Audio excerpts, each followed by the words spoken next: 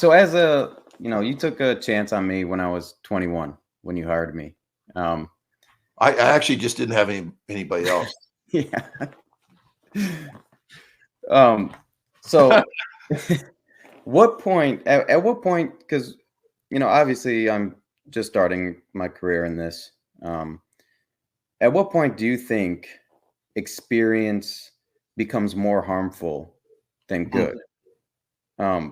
From an older coach to a younger coach, right? Because a corrupt mind is kind of, it can become an issue.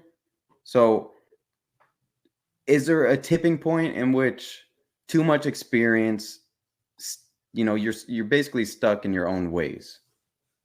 Right. I think you already hit on it, and I think that age can really create stubbornness. A part of our foundation is that we have beliefs that are unchangeable. And that's a really hard thing. I say in my clinics that we're more likely to lose our religion than lose our political party. That's how stubborn people are. I mean, whatever the old ways were, whatever the process was, that's what you believe. And it's kind of like, you don't want to be that 20 something guy that figures it all out and then spends the rest of his life defending it. I wasn't that person. Well, actually, I kind of was that person, but at that watershed moment in 1999, I blew it all up and said, I'm going to do it different. And, it's the greatest thing that's ever happened to me. And so I think the stubbornness is really big. And I think there's another thing too, and that's the kid haters. It seems weird that there are coaches and teachers that are kid haters, but there are. And it's maybe for the same reason. Teachers were almost always good at school. They liked school. They were good at it.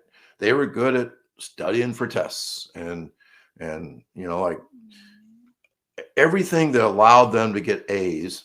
It probably wasn't brilliance or high intellect. It was playing the game of school well. And of course, they got lots of great feedback from their teachers and their parents. And, I'm a great student, blah, blah, blah. What am I going to be someday? I'm going to be a teacher. And then coaches are kind of the same way. Coaches were seldom the real gifted kids, but they were the kids that came early, stayed late, worked hard, and kind of like me and you, not the most talented people on the team, not the guys getting D1 offers, but they were people that outworked others, and they got good feedback from their parents, from their coaches, all that stuff. And so they became coaches. So here you are as, let's say, a teacher and a coach. And are you going to like kids that aren't good at school? Maybe not. That's why I'm not a teacher. Yeah, that's why we need you to teach. So, Nico, I wasn't good at school. Well, that means you will be good at dealing with kids that aren't good at school. Yeah, that's true. And and then as a coach too, I have coached with people that hated anything that resembled laziness, even if it was like the smartest recovery in the world. I tell the story. Dan Casey, the great follow on Twitter, a great football coach. He really bought into a lot of my ideas, and he called me one day and said they instituted a halftime in practice. And I was like, that's brilliant. He said, yeah, but my coaches nearly mutinied on me. I go, why? And he said, well, they didn't like kids sitting around under a shade tree drinking Gatorade. They go, this ain't football.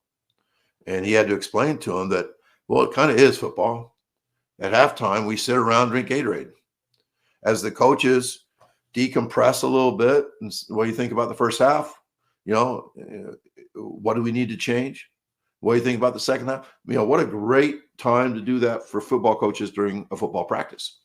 But, if people are so locked in to a stubborn attitude, and they dislike, the half of their team that's not like the way they were when they were athletes, which, man, that happens so much. Just I've heard such hateful things from coaches who I liked about kids.